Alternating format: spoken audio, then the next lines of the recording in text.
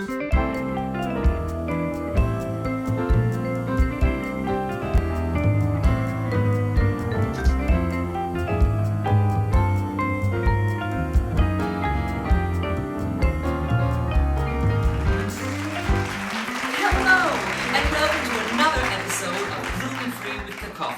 the internet's #1 gluten-free drag queen cooking show.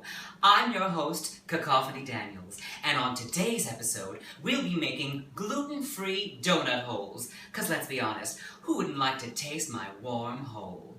Now, let's welcome this week's special guest, my roommate and rising star, Mr. Cooper Taggard. Come on in, Cooper. Hi, sweetheart. How are you, darling? I'm so glad you joined me today. And look at you, you came all dressed up, ready to cook. I did. This is my cooking outfit. And it's good, you know, you're wearing an apron, so you're protecting everything that's important. Exactly. Do you like to cook, Cooper? No. You don't? No. But I see, well, now I guess maybe you don't eat all that much either, do you? No, he doesn't eat, but, well, you're going to try today. We'll do it together. Anything for your warm holes.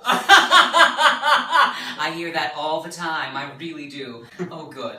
Now, for this recipe, we're going to be frying instead of baking. Donuts are fried. That's what makes them different than like a cake or a cookie or anything like that. We're going to be frying. So the very first thing we're going to do is prepare our pan with oil. So, Cooper, why don't you use those big strong hands and open that oil. Today we'll be using peanut oil. You can use whatever kind of oil you like, especially if you're allergic to peanuts. You can try any different kind of oil. Okay, so go ahead and start pouring that in there, the peanut oil. Now you're going to want to pour about an inch or up to the first knuckle of your finger. Now let's try measuring. Why don't you stick your finger in there, Cooper, and we'll see how we're doing. Now your finger's all lubed up. What are you going to do with that later? Oh, I wonder. Okay, you know, we use the whole thing, and that's fine. Right now we're using a 2.5-inch height, 10-inch round frying pan, and that's the smallest I would recommend using for this recipe. And we just used all of our peanut oil. Why don't you stick your finger in there one more time, Cooper? One more time. See how deep it is? Oh, look at that, it's perfect. Right to that first knuckle. Now you know my hole's tight, and I don't want you to go any further than that. Oh, that's as far as we can go That's today. as far as we're going to go today. So we're going to go ahead and turn our oil on. Now you're going to want to preheat your oil before you start doing any other cooking with this recipe. I'm going to turn my stove to about medium, and then we're going to wait until we get our thermometer to 350 degrees. Because we're frying with this recipe, you're going to want to use a fry thermometer, either a deep fryer or candy thermometer. You can find them in the grocery store. It's about $5. It's important. You'll use it for lots of other things in your life too. I mean, who knows where you can stick that thing when you're done with this recipe, right? I have one idea. Oh. I'm sure you've got lots. So we're going to go ahead and leave that in there. It's also important that when you put your thermometer in the pan, you don't want the thermometer to be touching the bottom of the pan. Because then you'll be taking the temperature of the heating element rather than the oil itself. Good tip. Good tip. We like tips, don't we? Yes, we do. Tips for our holes. Perfect. Okay, and here we have the ingredients. We're going to use 1 cup of buttermilk. Oh, Cooper, would you get that buttermilk out of the fridge? Now, while Cooper's getting the buttermilk out of the fridge and you're getting a good view of the rest of Cooper, I'm going to tell you why we're using buttermilk. In the last episode, Jim J asked what the difference was between buttermilk and sour milk. Now, there is a difference, and they're chemically different, but they're going to both serve the same purpose in the recipe, which is the acid in the buttermilk. The acid in the buttermilk is going to act with the base, or baking soda, in the recipe as well. The baking soda base and the acid in the buttermilk will cause a chemical reaction. Just like, you know, remember in chemistry class in high school when you made a volcano with baking soda and vinegar? We're going to be doing the same thing today in my hole. Isn't that nice? We're going to cause a chemical reaction in my hole that will cause carbon dioxide to form. The carbon dioxide will cause bubbles in my hole, and then they'll bubble up and make the hole light and fluffy. And who doesn't like that? Fantastic. So that's one of our ingredients is the buttermilk. We're also going to be using 1 large egg, 1/4 cup or half a stick of melted butter. As for the dry ingredients, we have 2 cups of King Arthur gluten-free flour. Now, they're not a sponsor yet of our show, but I always use King Arthur gluten-free flour when I'm baking gluten-free. Every gluten-free flour is different. They all have different bases. Some have rice, some have tapioca, some have potato starch. They all have different things. So if you're following a recipe like this one, it is important that you try to use the same flour that is recommended in the recipe because they all have different consistencies to them. King Arthur gluten-free flour. Find it at kingarthur.com. Plus, a 1/4 teaspoon of ground nutmeg. You give it that warm, nutty flavor that I like in my hole. Next, we'll use 3 tablespoons of granulated sugar. Again, that's to taste. Then we'll have 1 tablespoon of baking powder and 2 teaspoons of baking soda. And the last dry ingredient will be 1/2 teaspoon of salt. So we're going to start today with our dry ingredients. Lovely. Let's go ahead and get that silver bowl and put that right there in the shot of the camera. Perfect. And we'll start with our 2 cups of King Arthur gluten-free flour. Oh. Go ahead and add those in there. Absolutely. Look at that. Very nice. Then we're going to have our 1/4 teaspoon of nutmeg. Good. Perfect. 1/4 teaspoon. Not too much. And then we will add sugar. That's tablespoons. There we go. Great.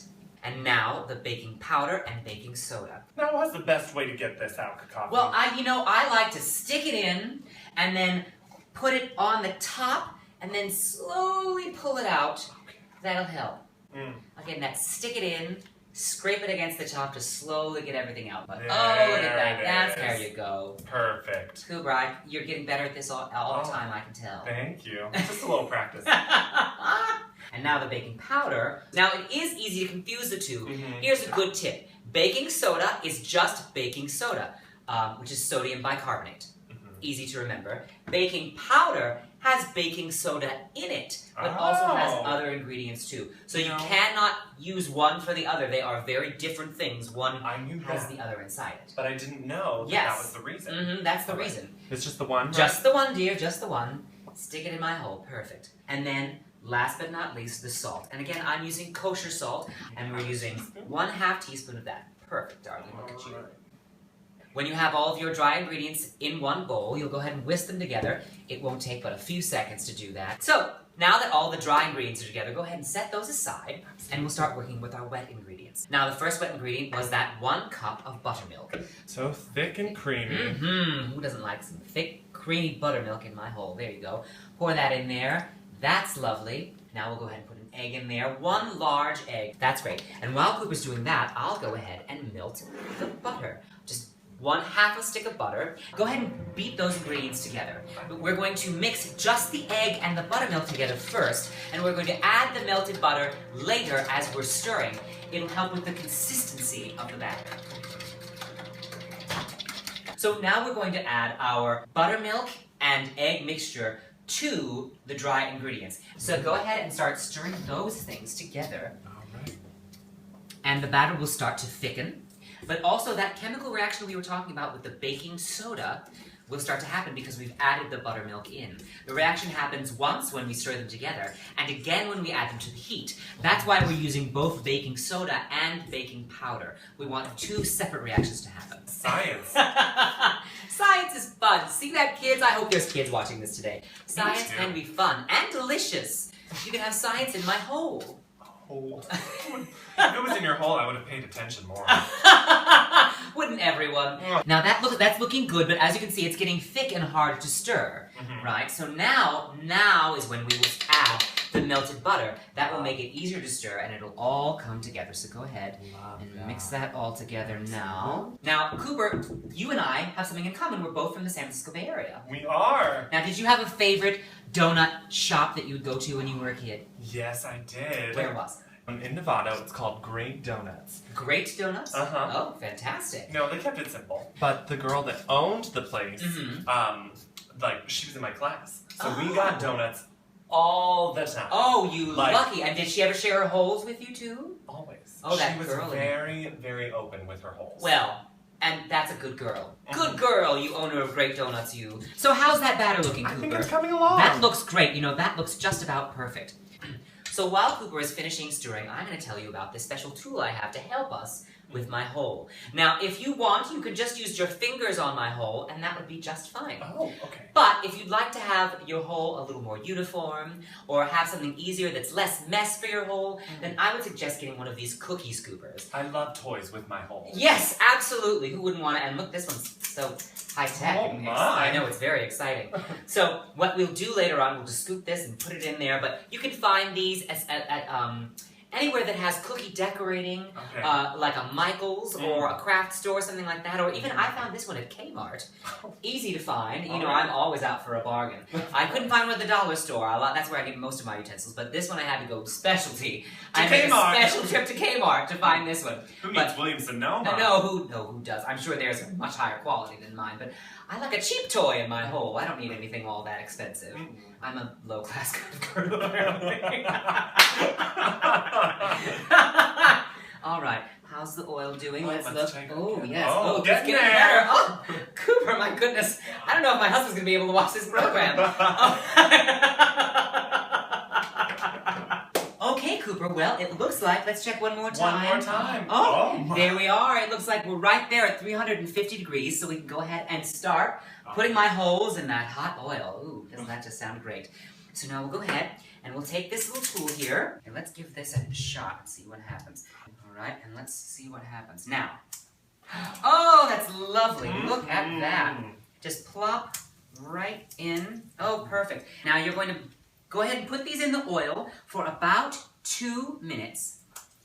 1 minute on either side, or until they're a nice golden dark brown. Now, if they start to turn themselves over, you're going to want to turn them back around. They need to cook completely on one side. Now, I wouldn't do too many at once because you're going to have to pay attention to all of them. So, we're going to go ahead and cook them on one side until they're a nice dark brown color, and then turn them over to the other side as they go.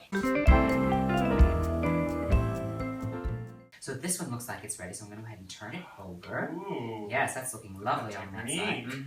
Now, you also want to be sure you're using metal tongs. You don't want to use plastic tongs on your hole because the oil is very hot, and a plastic tong will just melt. There won't be high enough temperature to withstand the heat. No one likes plastic in their hole. No one likes burnt plastic in their hole. Absolutely not. Now, rubber sometimes is necessary, but not today. Not today. We're just using metal tongs. Look at that. Perfect. Go ahead and keep turning the rest of them over.